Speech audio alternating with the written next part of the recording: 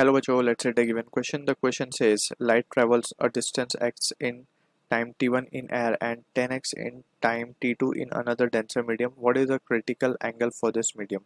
Option A sin inverse of 10t by 10 t2 upon t1. Option B sin inverse of t1 upon 10 t2. Option C sin inverse of 10 t1 upon t2. Option D sin inverse of t2 upon t1. So for this question, जो key concept यहाँ पे we need to understand is the concept of critical angle. critical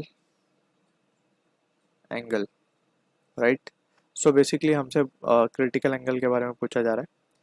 critical angle basically वो angle होता है जहाँ पे अगर body या फिर रे ऑफ लाइट को इंसिडेंट किया जाए, so it will we can say it will have a angle of refraction in the rarer medium. Critical angle basically denser to rarer medium में जब भी लाइट ट्रैवल करती है तो हमें वो एंगल ऑफ इंसिडेंस होता है ये, जहाँ पे we can say the angle of refractions in the rarer medium becomes 90 degree. तो इसको अगर हम थोड़ा सा जनरल सेटअप की तरह देखें तो ये हमारा डेंसर मीडियम मान ले, ये रेरर मीडियम मान ले, एंड यहाँ से लाइट को हमने इंसिडेंट करवाया. सो यहाँ पे हम देख सकते हैं ये जो एंगल ऑफ इंसिडेंस आएगा यहाँ पे, इसको दिखा देते हैं इस तरीके से. ये जो एंगल ऑफ इंसिडेंस आया है जिसकी वजह से रेरर मीडियम में जो एंगल ऑफ रिफ्रैक्शन है वो 90 डिग्री हो गया, तो ऐसे एंगल ऑफ इंसिडेंस को हम बोलते हैं क्रिटिकल एंगल. ठीक है.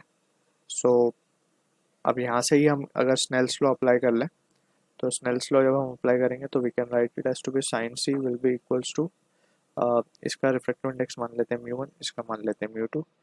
तो mu one sine C will be equals to mu two sine R, and R is 90 degree, sine 90. So यहाँ से ये साइन सी की वैल्यू क्या हो जाएगी, sine C will be equals to mu two by mu one, and यहाँ से साइन इनवर्स करके हम सी की वैल्यू निकाल सकते हैं. अब यही डायरेक्ट रिजल्ट हम यूज़ कर लेते हैं. तो हमें बोला गया है मीडियम के बारे में हमें चीज़ें गिवन है, तो हम मान लेते हैं कि ये म्यू2 जो था हमारा रेरर मीडियम था और म्यू1 जो है हमारा डेंसर मीडियम है. ठीक है ना, एज पर द नोटेशन जो हमने की कंसेप्ट में डिस्कस किया. तो सबसे पहले म्यू2 जो refractive index, absolute refractive index, उसको हम क्या लिख सकते हैं, सी बाई वी टू, यहाँ पर C by v one. So C C तो कैंसिल हो जाएगा, तो ये v one by v two हो जाएगा. अब वी वन क्या है, वेलोसिटी, वेलोसिटी को डिस्टेंस इंटू टाइम लिख सकते हैं हम. ठीक है. तो वी वन हमारा क्या है, वी वन हमारा डेंसर मीडियम है, वन से हम डेंसर मीडियम को डिनोट कर रहे हैं. सो इसमें 10x चल रहा है वो, सो 10x इन टाइम t2, तो 10x into divided by t2, इस तरीके से लिखा जाएगा इसको, अपॉन इसको लिखा जाएगा x अपॉन t1. तो फाइनली अगर हम देखें तो जो c की वैल्यू जो कि क्रिटिकल एंगल है वो उसकी वैल्यू आएगी साइन इनवर्स ऑफ, ये हो जाएगा x से x तो कैंसिल हो जाएगा, राइट.